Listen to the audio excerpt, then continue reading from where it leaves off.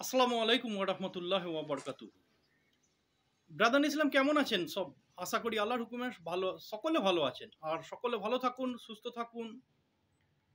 আল্লাহকে রাজি করুন, নিজের মাগফিরাত করে নেন, নিজের পরিবারের জন্য দোয়া করুন এবং দেশের জন্য দোয়া করুন যে অসময়ে বর্ষা হচ্ছে, সময়ে পানি হয় না, বা যেরকম দেশের মহল চলছে, আমাদের কোনো বন্দেগীর কমির জন্য এইসব হচ্ছে, যেটা এখন দেশের মহল চলছে, খুবই অশান্তি হচ্ছে। এর জন্য দোয়া করবেন, হয়তো আপনার দোয়া কবুল হয়ে যাবে, আল্লাহ হয়তো হাল ফেরত এনে দেবে শান্তির, সেই উদ্দেশ্যে দোয়া করবেন। তো এর আগে 17-3-2025 ইমানের বিষয় পার্ট 1 বানিয়েছিলাম, ইনশাল্লাহ আজকে তারপর থেকে বানাবো। তার আগে আল্লাহর নামও সাহায্য নিয়ে নিই। আউযু বিল্লাহি মিনাশ শাইতানির রাজিম, বিসমিল্লাহির রহমানির রহিম, রব্বিস রাহলি সাদরি ওয়া ইয়াসসিরলি আমরি ওয়াহলুল উকদাতাম মিন লিসানি ইয়াফকাহু কওলি ওয়া কুনুদ্দিন কুল্লুহু লিল্লাহ বিসমিল্লাহি মাজরিহা ওয়া মুরসাহা ওয়া তাওয়াক্কালতু আলাল্লাহি কাফি। জাআল হক ওয়া জাহাকাল বাতিলু ইন্নাল বাতিলা কানা জাহুকা জাযাল্লাহু আন্না মুহাম্মাদান বিমা হুয়া আলুহু। তো ইমানের বিষয়ে আমি কোরআনের কয়েকটা আয়াত থেকে নিয়েছি, ওই সূরা বাকরার বা অন্য কোনো সূরা থেকে, এবং এই সূরা বাকরার 1 থেকে 5 আয়াতের মধ্যে ওই বিষয়েই বলেছে আল্লাহ, যেটা এর আগে আমি শুনিয়েছি, আবার আমি শোনাচ্ছি, যাতে অনেক মানুষ জানে না যেগুলো, সে যেন জেনে যায়, এই উদ্দেশ্য, অন্য কোনো নয়। আচ্ছা, এবার কি বলছে যে আলিফ লাম মিম জালিকাল কিতাবু লা রাইবা ফি হুদাল লিল মুত্তাকিন আল্লাযিনা ইউমিনুনা বিল গায়বি ওয়া ইউকিমুনাস সালাতা ওয়া মিম্মা রাযাকনাহুম ইউনফিকুন ওয়াল্লাযিনা ইউমিনুনা বিমা উনজিলা ইলাইকা ওয়া মা উনজিলা মিন ক্বাবলিকা ওয়া বিল আখিরাতি হুম ইউকিনুন উলাইকা আলা হুদাম মির রাব্বিহিম ওয়া উলাইকা হুমুল মুফলিহুন। এই 5 আয়াত হয়ে গেল। এবার 5 আয়াতের তর্জমাটা কি বলতে চাইছে, ইমানের বিষয় নিয়ে কি বলছে, সেটা হচ্ছে যে আলিফ লাম মিম যে জিনিসটা আছে, এর কোনো তর্জমা আমি পাইনি, তাফসীরের বইয়েও পাইনি, আর অন্য কোনো জায়গাতেও পাইনি। এ বিষয়ে সির্ফ আল্লাহই জানেন। এর নাম আছে লৌহে কুরআন। তো এরকম অনেক সূরাতে আছে, যেমন আলিফ লাম মিম আছে, তেমন হা মিম আইন সিন কাফ ত হা, এইগুলো আছে। এগুলো হচ্ছে আপনার লৌহে কোরআন। যদি নবী, আমাদের নবী সাল্লাল্লাহু আলাইহি সাল্লামকে শুনিয়ে থাকেন আল্লাহ, তাহলে তিনি জানেন, কিন্তু দুনিয়ার কেউ, সাধারণ ব্যক্তি জানে কিনা এর নিয়ে কোনো হাদিস পাওয়া যায়নি। যাই হোক, তো দ্বিতীয় আয়াতটা কি বলছে, জালিকাল কিতাবুল লা রাইবা ফিহ, এর অর্থ হচ্ছে যে জালি নয় এই কিতাব। কে বলছে? আল্লাহ বলছে। এতে কোনো সন্দেহ নেই, এই কিতাব অর্থাৎ কোরআনকে, এটা পথ নির্দেশ বা গাইড বুক বা আইনের বই, যা মানুষ চলতে পারে, কেন যে মানুষ বানানোওয়ালা মানুষকে চলার সম্বন্ধে সঠিক জানতে পারবে। তো সেই হিসেবে তিনার তরফ থেকে এই বইটা এমন মুত্তাকিদের জন্য। এবার মুত্তাকিটা কি? মুত্তাকি হচ্ছে এক শ্রেণীর ছাঁকাই করা মানুষ। মুত্তাকি হতে গেলে কি হতে হবে? তার মধ্যে 6টা গুণ থাকতে হবে। সেই 6টা গুণ আমি বলবো। আর এই এক শ্রেণীর মানুষ, যেমন এখন যারা চাষি, আনাজ চাষ করার পর যখন বাছাই করা হয়, বাছাই করে একদিকে রেখে দেয়, মানে ফাটা বা ছোট বা মানে পোকায় খাওয়া, সেগুলো আলাদা রেখে দেয়, সেগুলো নিজেরা ব্যবহার করে। এবার ভালোগুলো বিক্রি করে পয়সার জন্য, বা আড়তদারেরা ভালো জিনিসটা পছন্দ করে, বা গ্রাহক যে সে ভালো জিনিসটা পছন্দ করে। তো ওই ছাঁকাই যে জিনিসটা থাকে, সেইটার উপর লোকের আকর্ষণ। ওই ছাঁকাই মুসলমানের মধ্যে যে ছেঁকে যেটা আসছে, তার নাম হচ্ছে মুত্তাকি। আর তার উপর আল্লাহর মানে আকর্ষণ বললেই চলে। মনে করো আল্লাহ তো সবাইকে ভালোবাসে, কিন্তু তিনি চান যে তার প্রত্যেকটা বান্দা মুত্তাকি হয়ে যাক। এবার মুত্তাকিদের জন্য কি গুণ, তার আমি 6টা গুণ, এবার সেই 6টা গুণ থাকলে মুত্তাকি হওয়া যায়। 1 নম্বর হচ্ছে যারা অদৃশ্যে ঈমান আনে। অদৃশ্যে বিশ্বাস আনা মানে এ নয় যে আল্লাহর কোনো আকার নেই, তাকে মেনে নেওয়া। অবশ্যই এটা নাউজুবিল্লাহ, এটা ভুল দিশা, আমাদের কাছে ভুল দিশা দিয়েছিল, তো আমি এরম বলবো না। অদৃশ্য মানে যে জিনিসকে আমি দেখিনি, সে হচ্ছে অদৃশ্য। আমার কাছে এখন জাপান অদৃশ্য, লন্ডন অদৃশ্য, আমি দেখিনি। বা এরম বলতে পারেন যে আমার নজরের বাইরে যেটা আছে সেটা অদৃশ্য, সেখানে কি হচ্ছে না হচ্ছে সে সম্বন্ধে আমি জানি না।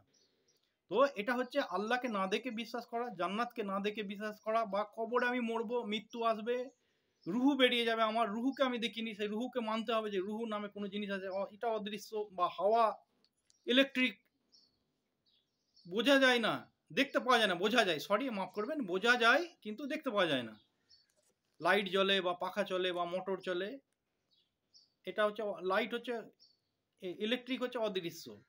তো ওরকম মৃত্যুর পরে আমাদের এই হবে, এর ওপরে 7টা আসমান আছে, এরপরে ওই হবে, তাই হবে, যা কিছু আছে ইসলাম ধর্মের মধ্যে যেগুলো আছে সেগুলোর ওপর বিশ্বাস আনার নাম হচ্ছে মুত্তাকির কোয়ালিটির একটা কোয়ালিটি হচ্ছে। 2 নম্বর কোয়ালিটি হচ্ছে নমাজ পরিপূর্ণ করা। তো 5 টাইম যারা নমাজ পড়ি, আমরা সাধারণ ব্যক্তি, আমরা তো 5 টাইম তো নমাজ পড়ছি, আমরা তো পরিপূর্ণ করে ফেলছি, 5 টাইম নমাজ পড়ছি। এবার মনে করুন এর যেটা আপনাকে বলছি, মনে করুন আপনি একটা বাড়ি বানাচ্ছেন, আপনার একটা 30 ফুট বাই 10 ফুটের একটা দেওয়াল আছে, তা আপনি কোনো মিস্ত্রিকে কন্ট্রাক্ট দিয়ে দিলেন, দিয়ে সে বললো যে আমি কাজ হয়ে যাওয়ার পর আপনি দেখলেন যে হ্যাঁ 30 foot by 10 foot, 10 foot height, 30 foot লম্বা, সে পাঁচিলের মধ্যে প্লাস্টার করেছে, মাপে ঠিক আছে, কিন্তু কোনো জায়গায় ইট দেখা যাচ্ছে, কোনো জায়গায় সিমেন্ট খসে পড়ে গেছে, কোনো জায়গায় ফুলে আছে, কোনো জায়গায় পাতলা হয়ে গেছে, তো সেটা পরিপূর্ণ হলো না। পরিপূর্ণ, আমরা যেমন আমি নমাজ পড়ছি, আমি অন্য কারো বিষয়ে বলবো না, আমি নমাজ পড়ছি, 1 রিকাত পড়লাম, ইমাম সাহেব যে ফতেহা পড়লো সূরা, ওটা শুনলাম, তারপরে সূরা কিরাত যেটা পড়ছে সেটা অর্ধেকটা শুনলাম, অর্ধেকটা মনে হলো যেন, আমি যদি চাষি হই আমার মনে হবে যেন অমুকের ছাগল শালা জমিতে পড়েছিল, যদি আমি থাকতাম আমি ধরে আচার মেরেই মেরে দিতাম, তারপরে যা হতো দেখ। এইগুলো যে মনের মধ্যে কল্পনা, বা ব্যবসায়ী যেই সময় আমার খদ্দের এলো, ওই খদ্দেরটা আমায় ঠকিয়েছে, এইসব নানা রকম চিন্তা আসে না, সেই সময় আমি কি ওই যেমন রাজমিস্ত্রি তার পাঁচিলের যে প্লাস্টার খাওয়ানোর জায়গায় যেখানে কম খেয়েছে, কোনো জায়গায় বেশি খেয়েছে, সেরকম হয়ে গেছে আমাদের নমাজের মধ্যে, ওরকম কম বেশি হয়ে গেছে, বা কোনো জায়গায় ইট দেখা যাচ্ছে, আমি ওই সময় নমাজের মধ্যে রইলাম না, সে চলে গেলাম আমার বিজনেসের মধ্যে, আমার ব্যবসার মধ্যে, বা আমার চাষের জমির মধ্যে, বা আমার পরিবারের টুকো নাকি ঝগড়া হয়েছে হয়তো তার মধ্যে, কারোর সঙ্গে পাড়ার লোকের সঙ্গে ঝগড়া হয়েছে, সেইটা নিয়ে আলোচনা করলাম ওই নমাজের ভেতরে, তখন আমি ওই সাকসেস, ওই মিস্ত্রি যেমন সাকসেস নয়, সেরকম আমি সাকসেস নমাজি নয়।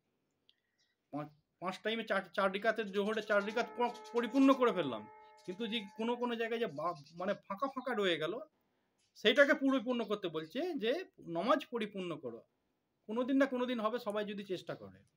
ঠিক আছে, আমি যে একবারে পারফেক্ট নমাজ পড়তে পারি এটা আমি কোনোদিন বলবো না, কেন আমারও মন এদিক ওদিক ঘুরিয়ে দেয়, শয়তান থাকে, ওগুলোকে বিশেষভাবে ঘুরিয়ে দেয় যাতে নমাজটা কমজোর হয়ে যায়। তো সেই জন্য আল্লাহ বলছে যে নমাজের দিকে ধ্যান দিয়ে বা নমাজকে পরিপূর্ণ করো, এটা দ্বিতীয় স্টেজ হচ্ছে মুত্তাকি বানার জন্য। 3 নম্বর স্টেজ হচ্ছে যে আমি আল্লাহ যা তাকে দিয়েছি তা থেকে দান করে বা ব্যয় করে আল্লাহর রাস্তায়। যেমন হচ্ছে মনে করুন বলবে যে রাজাক মানে রিজিক, রিজিক মানে খাবার নয়, রিজিক মানে আল্লাহর তরফ থেকে আবক মানে আসার জিনিস বা উন্নতি।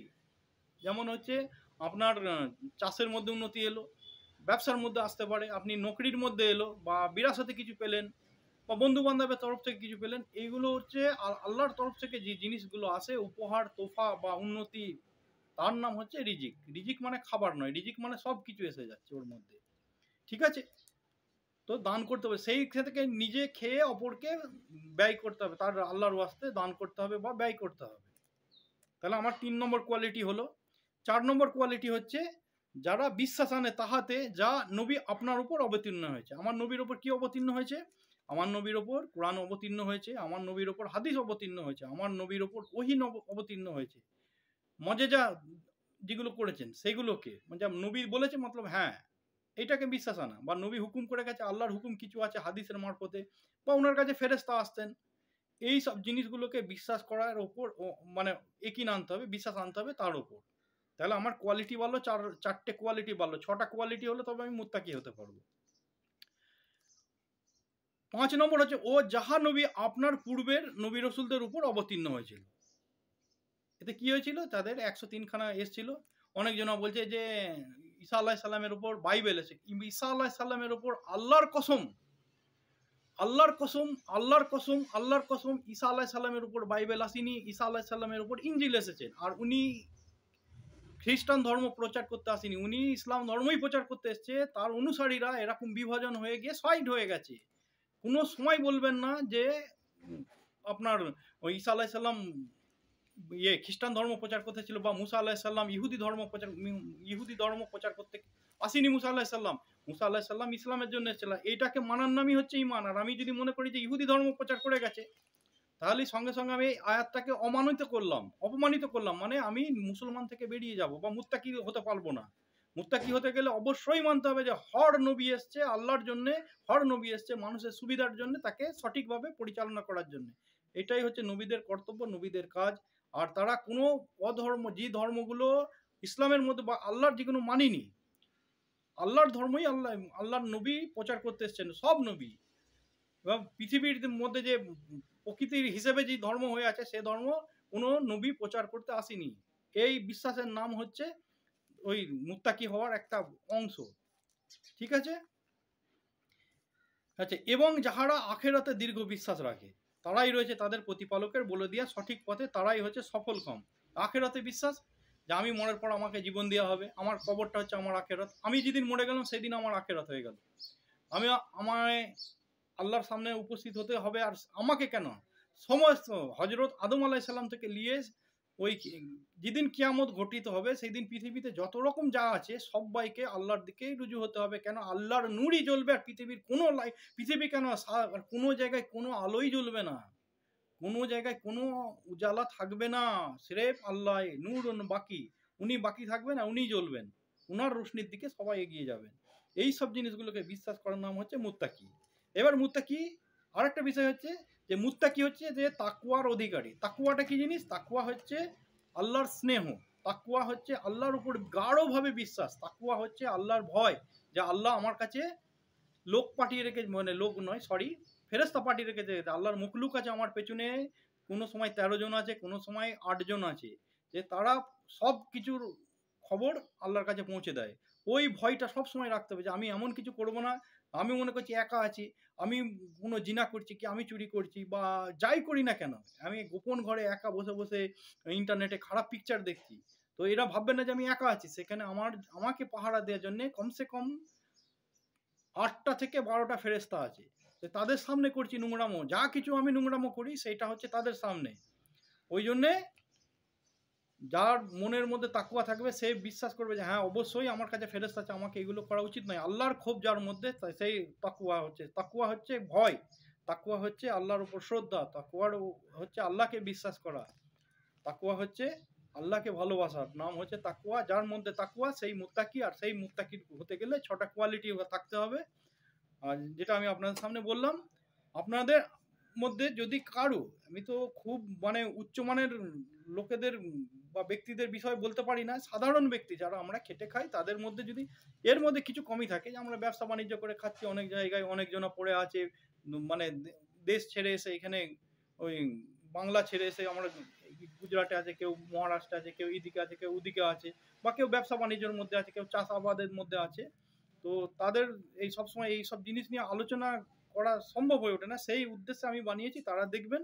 আর যদি এর মধ্যে কোনো ভুল করে থাকি, অবশ্যই আমাকে ছোট হিসেবে মাফ করবেন, আমি আপনাদের সকলের ছোট, সবাই আপনারা সকলে আমার থেকে বড়, আর বড় দিল রেখে আমাকে মাফ করবেন। আর জুড়ে থাকুন, নিজে শুনুন, অপরের কাছে পাঠিয়ে দেন, এই উদ্দেশ্যে যদি সে শুধরে যায়, যদি তার মধ্যে এর মধ্যে কোনো জিনিসটা কমই থাকে, সে যদি পরিপূর্ণ করে নিলে কিয়ামতের দিন মানে জান্নাতে রওনা হতে পারে, এটাই আপনার সাফল্য। আর আল্লাহ হাফিজ, ভালো থাকুন, আর দোয়া করুন দেশের জন্য এবং নিজের জন্য।